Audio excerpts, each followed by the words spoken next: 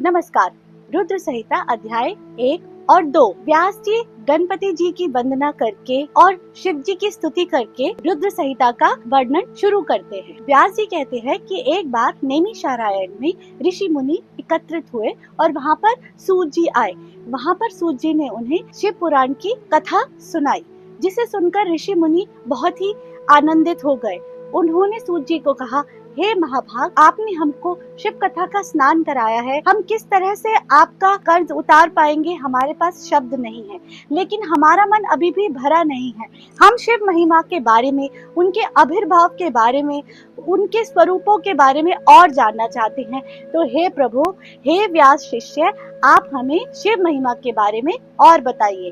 तो सूत जी कहते हैं, हे ऋषि मुनियों, आप तो धन्य हैं जो इतनी पुण्य बात आपने मुझसे पूछी है। यही बात एक बार नारद जी ने ब्रह्मा जी से पूछी थी, वो मैं आपसे कहता हूँ। एक बार नारद मुनि तपस्या करने के उपलक्ष्य से हिमालय पर्वत पर जाते हैं और गंगा नदी के किनारे तपस्या आरंभ कर देते हैं और वर्षों तक अहम ब्रह्मस्मि का जाप करते हुए तपस्या करने लगते हैं। और जब उनको कई वर्ष गुजर जाते हैं तो इधर इंद्र का सिंहासन डोलने लगता है और वह शंकामयी हो जाता है कि कहीं नारद जी उनकी पदवी लेने के लिए तो ये तप नहीं कर रहे।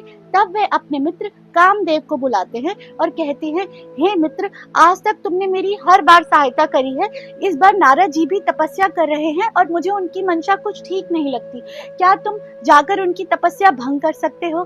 तो कामदेव कहते हैं कि आज तक मैंने आपके सारे खत्म पूरे किए हैं और आज भी मैं अपने मित्र के वचनों को पूरा करूंगा। ऐसा कहकर मैं नारद जी के पास जाते हैं, लेकिन नारद जी पे कामदेव का कोई भी अस्त्र शस्त्र बाण नहीं चलता और कामदेव विफल होके निराशा के साथ इंद्रदेव के पास वापस लौट आते हैं। इधर नारद जी भी अपनी तपस्या पूरी कर लेते हैं और जब उन्हें ज्ञात होता है कि उनके ऊपर कामदेव के किसी भी अस्त्र का प्रभाव नहीं हुआ, वो बहुत ही गौरवान्वित फील करने लगते हैं और अपने आप को महान समझने लगते हैं।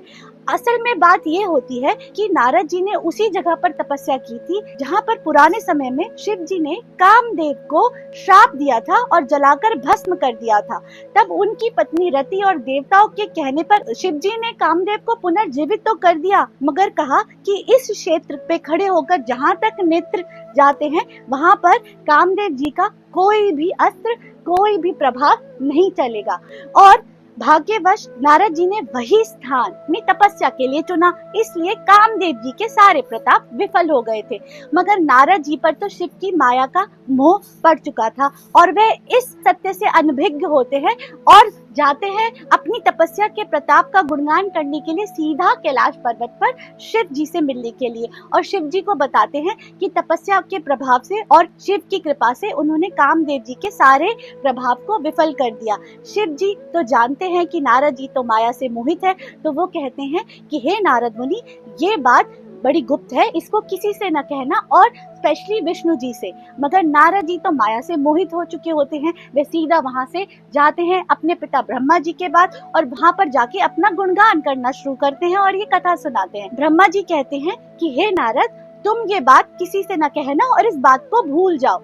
मगर नारद जी तो माया से मोहित सीधा जाते हैं फिर विष्णु जी के पास और विष्णु जी को प्रणाम करके कहने लगते हैं, हे हरे, आपकी कृपा से आज आपके भक्त ने काम को भी जीत लिया, और उनको पूरी कथा सुनाते हैं। विष्णु जी मुस्कुराकर नारद जी से कहते हैं, हे नारद मुनि, आपकी तपस्या अवश्य ही फल लाई है। आपकी तपस्या के फल के प्रताप से ही आपने कामदेव को जीत लिया है। और वे नारद जी की खूब बड़ाई करते हैं। नारद जी इसको सुनकर और भी गर्व से गौरवान्वित हो जाते हैं और वहां से निकल पड़ते हैं और इधर विष्णु जी अंतर्ध्यान हो जाते हैं। इसी के साथ ये अध्याय समाप्त हुआ। जय गुरु जी।